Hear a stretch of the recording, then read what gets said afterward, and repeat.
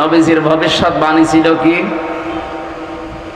যে গাজওয়াতুল হিন্দ কিয়ামতের আগে হবে।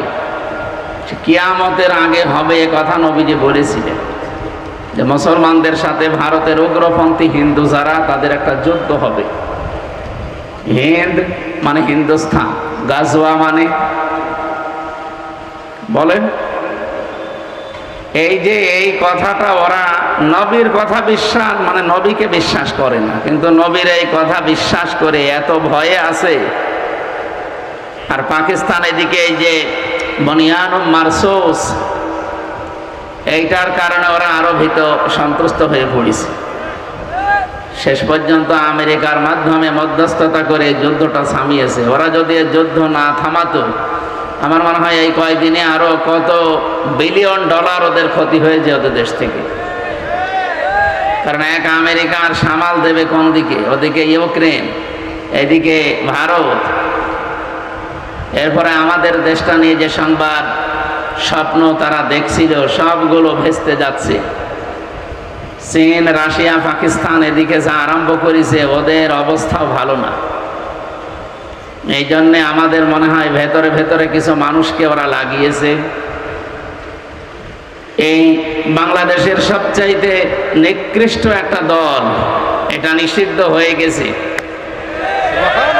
এই দেশের জন্য এটা একটা নিয়ামত। আমার মনে হয় এদেশে 18 কোটি মানুষই প্রায় খুশি, কিন্তু কয়েকটা মানুষ একটু নারাজ হয়ে গেছে। তার ভেতরে উপদেষ্টা নামে কিছু মানুষ আছে, যেগুলো আসলে জাতির জন্য ক্যান্সার। এই মানুষগুলোকে উপদেষ্টা বানানো ঠিক হয়নি। তারপর যে মাহফুজ আলম একজন, এই শয়তান তার নিজের কথা ঠিক রাখতে পারে না। যে এই কথাগুলো বলে সে শপথ নিয়েছিল, শপথ ভঙ্গ অলরেডি সে করে ফেলেছে। এই জন্য সে এখন অবৈধ উপদেষ্টা। এই কথা বললে না কেন? আরে ভাই, অন্যায় যে করবে তার বিরুদ্ধে যদি কেউ প্রতিবাদ না করে, ওর ইমানে সমস্যা আছে। উনি একটা অন্যায় করেছে অলরেডি।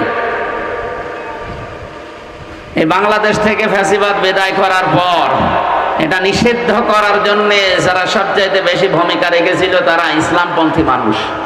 আপনি দেখেন, ইসলামপন্থী মানুষগুলোই বেশি ভূমিকা রেখেছে, আর এদের কারণে অলরেডি নিষিদ্ধ হয়ে গেছে। এই মানুষগুলোর মন মেজাজ অন্যদিকে কি করে ডাইভার্ট করা যায়, অন্যদিকে নিয়ে যাওয়া যায়, এই জন্য হঠাৎ করে এই অবৈধ উপদেষ্টা এই উল্টা পাল্টা বকতেছে। মানে মনে হয় মানসিক রোগী হয়ে গেছে। এই জন্য বাইরে ওনারে রাখা আমার মনে হয় ঠিক না, ওনারে পাবনায় পাঠানো দরকার। বাড়ি তো লক্ষ্মীপুরে, অত দূর থেকে পাবনা নিয়ে আসাও তো সমস্যা। এই জন্য হাত পা বেঁধে নিয়ে আসা দরকার। অন্তত 15-20 দিন রাখেন, ওই বড় বড় ইঞ্জেকশন আছে, কয়েকটা দিলে ঠিক হয়ে যাবে। কয়েকদিন আগে আমি পাবনায় গিয়েছিলাম পাগলা গারা দেখার জন্য। ওনারা বলছে, হুজুর পাগল আর বেশি নেই, সব চলে গেছে, ভালো হয়ে হয়ে চলে গেছে। এই উপদেষ্টার ভেতরে যারা আজ অবৈধ উপদেষ্টা হয়ে গেছে, নিজেদের শপথ ভঙ্গ করে যা কথা দিয়েছিল জাতির সাথে, তারা এই কথাগুলো না রেখে অন্যদিকে যেতে চায়, ফ্যাসিস্টদের দালালি করতে চায়। এদের মনে হয় কিছু জিনিস ভেতরে দেওয়ার জন্য পাবনায় পাঠাতে হবে। আপনারা রাজি আছেন না? তাদের সুযোগ পায় সামনে জাতি, আমার মনে হয় তাদেরকে পাবনায় পাঠাবে ইনশাআল্লাহ, যদি ওরা ভালো না হয়। যেহেতু স্থান কাল পাত্র ভেদে কথা বলা এটাই নিয়ম। আমি অন্ধা তামলের কাহিনী শুরু করলাম। এখন যেটা চলছে এটার সাথে কোরআন মিলাতে হবে। আমরা যেখান থেকে পড়েছি এখান থেকেই মিলাবো ইনশাআল্লাহ। এ সাতক্ষীরায় এবছরে যে কয়বার আসলাম, একটা আশার বাণী শুনিয়েছিলাম। যেহেতু নিষিদ্ধ হয়েছে এমনি হয়নি, এর পেছনে অনেক কিছু লুকিয়ে আছে। 1500 বছর আগে কোরআনে কারিমে আল্লাহ ভবিষ্যৎবাণী দিয়েছিলেন জালেমদের বিরুদ্ধে, সেগুলো সব দিনের পরে দিন ফলতেছে। কোরআনে কারিম জানিয়েছে, ওয়ালা তাহসাবান্নাল্লাযীনা ওয়ালা তাহসাবান্নাল্লাহা গাফিলান আম্মা ইয়ামালুজ জালিমুন ইন্নামা নুআখিরুহুম লিয়াউমিন তাশখাসু ফীহিল আবসার। হে নবী, আপনি কি মনে করেন যে আমি জালেমদের সম্পর্কে কোনো খবর রাখি না? না, এই পৃথিবীতে সবচাইতে বেশি নজর দিয়ে রেখেছি আমি জালেমদের দিকে। এই জন্য যে লোকটা নিজের নফসের ওপরে, পরিবারের ওপরে, সমাজের ওপরে, রাষ্ট্রের ওপরে, পৃথিবীর ওপরে জুলুম যারা করেছে তারা আল্লাহর টার্গেট। কার? বলেন বলেন। তারা যে টার্গেটই নেবে না কেন ওইটার উপরে থাকবে আল্লাহর নজর। কোরআনে কারিমে এইটা জানিয়েছে আমাদের পৃথিবীর বহু মানুষকে দুনিয়া থেকে তারা চেষ্টা চালিয়েছে আমি ওই পর্যন্ত পৌঁছাবো, কিন্তু জালেম হওয়ার কারণে ওই পর্যন্ত আল্লাহ তাদেরকে আর পৌঁছাতে দেননি। আপনি একেবারে সে আদম নবী থেকে আরম্ভ করে দেখেন, যারা জুলুম করে টার্গেট পর্যন্ত যেতে চেয়েছে তাদেরকে আল্লাহ পর্যন্ত আর যেতে দেয়নি। আদম নবীর সন্তান থেকে এটা আরম্ভ হয়েছে। আপনারা হাবিল কাবিলের কথা শুনেছেন। কোরআনে কারিমে আল্লাহ আমাদেরকে যথার্থভাবে আয়াতটা শোনাতে বলেছেন নবীজিকে। অতলু আলাইহিম নাবা বানাই আদামা বিল্লাহা ইয করবা কুরবানান ফাতুকবিলা মিন আহাদিহিমা ওয়া লাম ইউতাকাব্বাল মিনাল আখার ইলা আখির আয়াত। সূরা মায়েদার 27 নম্বর আয়াতে আছে। এই এদিকে তাকান। এই ছেলে, এই তোর কি? বসো বসো বসো। আর ওঠা যাবে না, 1 ঘন্টা ওইভাবে বসে থাকবে। এদিকে তাকান। কোন দেখে বসে আছেন আপনি? এদিকে তাকান। কি আশ্চর্য গো! আরে ভাই, এটা তো খুলনা বিভাগ নাকি রংপুর বিভাগ? রংপুরে গেলে না এরকম অফিস পাওয়া যায়। এই বিভাগে এরকম অফিস থাকলে হবে। এটা কি রংপুরের নাকি? ও, বাদাম বিক্রি করে। এটা অ্যাক্টিভ হয়ে থাকেন ঘন্টাখানিক। আল্লাহ পাক বলেন, নবী আপনি তেলাওয়াত করে শোনান আপনার উম্মতদের সামনে। কে তেলাওয়াত করবেন? নাবা আবনাই আদম বিল হক। নাবা মানে সংবাদ। বলেন বলেন। সংবাদ। এই যে সংবাদ শোনার জন্য মানুষ মুখিয়ে থাকি আমরা। সংবাদের ইংরেজি যেটা, তার নাম নিউজ। এই নিউজ লিখতে 4টা শব্দ লাগে ইংরেজিতে। আপনি দেখেন এই 4টা শব্দের ভেতরে কি সুন্দর মিল করে আমার আল্লাহ দুনিয়া বানিয়েছে না? কি এত আপনার দরকার?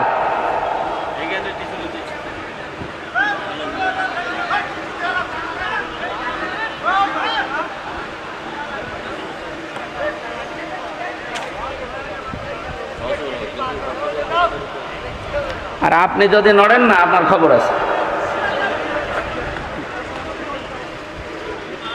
ওনার মুখ মশার জন্য টিস্যু আর জায়গা পাচ্ছে না, এখানে এসেছে।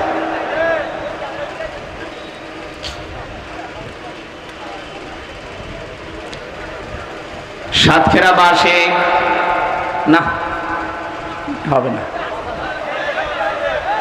চোখের সামনে এভাবে ডিস্টার্ব হলে আমি এইভাবে ক্লাস নিতে পারবো না ভাই। ওই যে আর একটা উঠেছে। হ্যাঁ, আমি মনোজাত করে দিলাম। এই মাহফিল নিয়েছে কে গো? ছাতা নিয়েছে মাহফিল। কি মাহফিল হচ্ছে? একটা জিনিস বোঝাতে হলে একটা পরিবেশ লাগে না?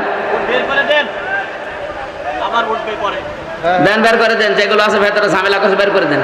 হ্যাঁ, আর আসবে না, ঘরটা খানিক পরে আসবে। দাও দাও, বের করে দাও। করে দেন। কারো ঢুকতে দিয়ে না ভেতরে। আর দামদস্তি। সুবহানাল্লাহ আলহামদুলিল্লাহ লা ইলাহা ইল্লাল্লাহ। সুবহানাল্লাহ আলহামদুলিল্লাহ লা ইলাহা ইল্লাল্লাহ। লা ইলাহা ইল্লাল্লাহ মুহাম্মাদুর রাসূলুল্লাহ।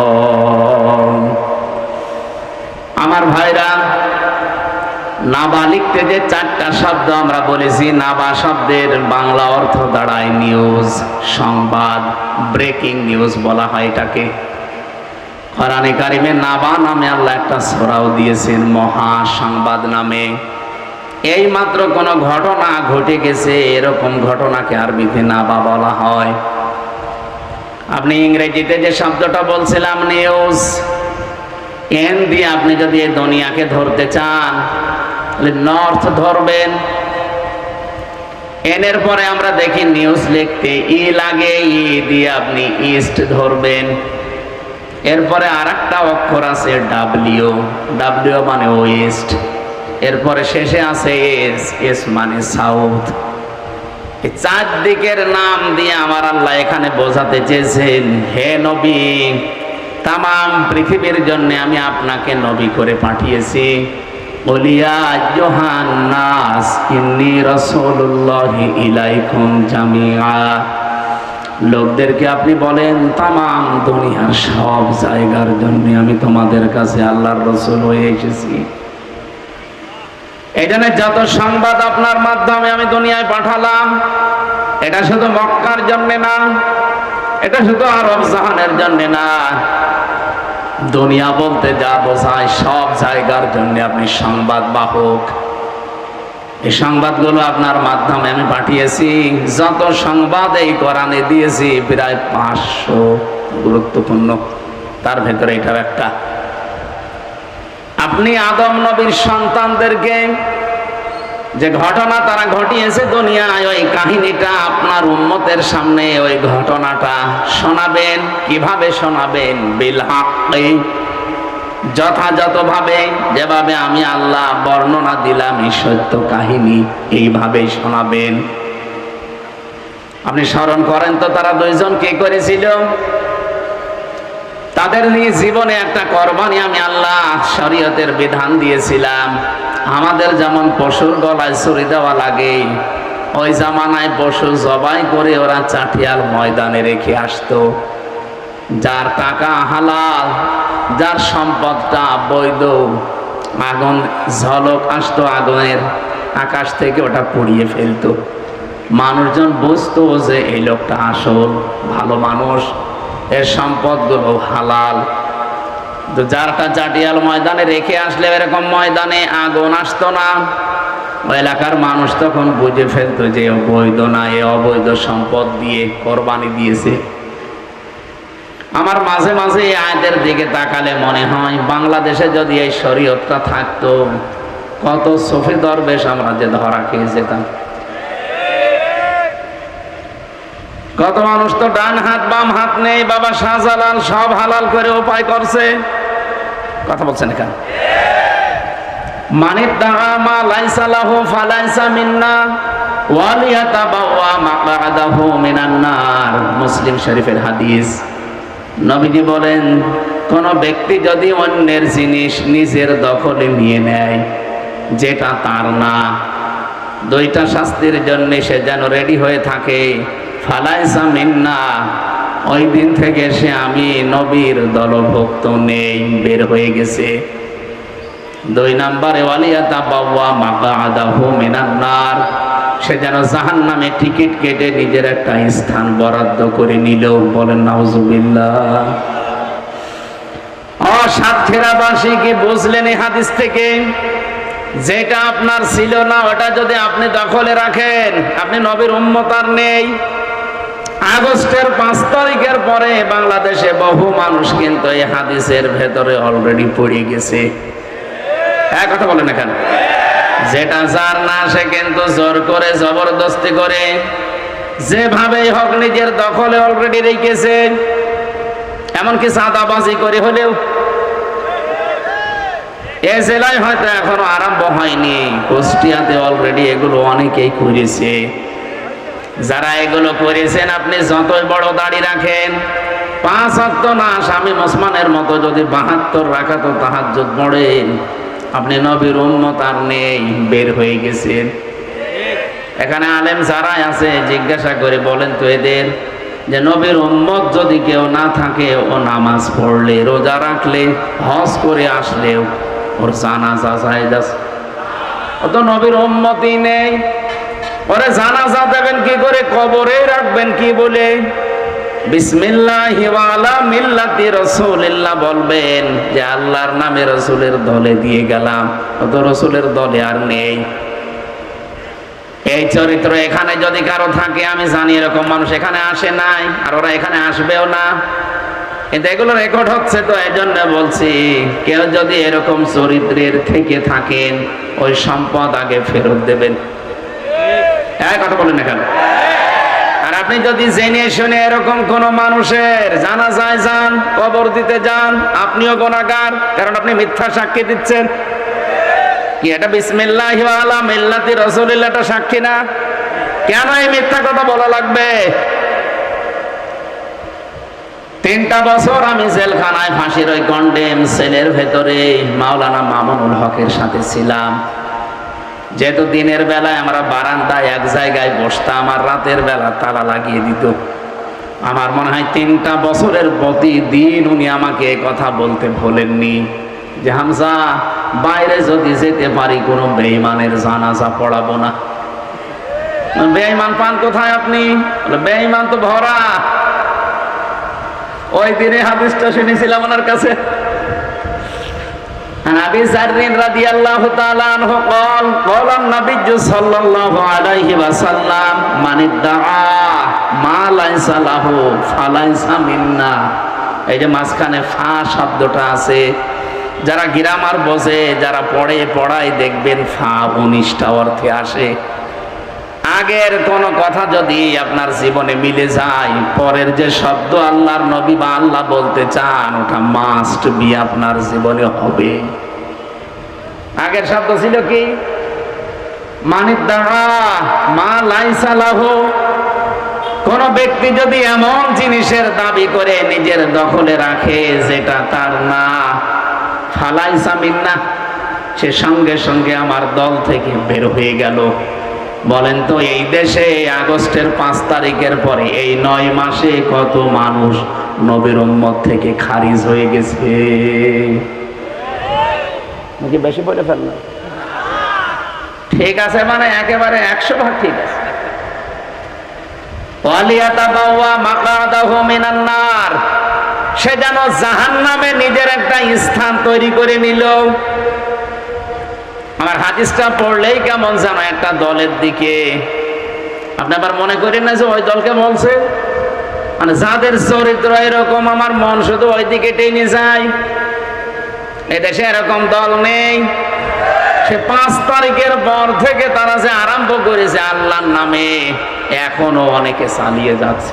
আজকেও একজন ধরা পড়েছে লালমনিরহাটে চাঁদাবাজি করতে গিয়ে। একজন নেতা সেই দিন বলছিল আওয়ামী লীগ তো নেই, ছাত্রলীগ তো নিষিদ্ধ, তাহলে এদেশে চাঁদাবাজি করে কে? ফেরেশতা জিবরাইলকে জিজ্ঞাসা করেন। এক কথা বলছেন, যারা এগুলো করেছেন তাদেরকে আবার বলছি ফেরত দেন। যারটা যা নিয়েছেন, যদি একটা চুল পরিমাণ কোন সম্পদ, ফেরত দিয়ে দেন। আপনি বলেন এগুলো আমাদের কাছ থেকেও নিয়েছিল, এই জন্য নিচ্ছি, হ্যাঁ এটা ঠিক আছে।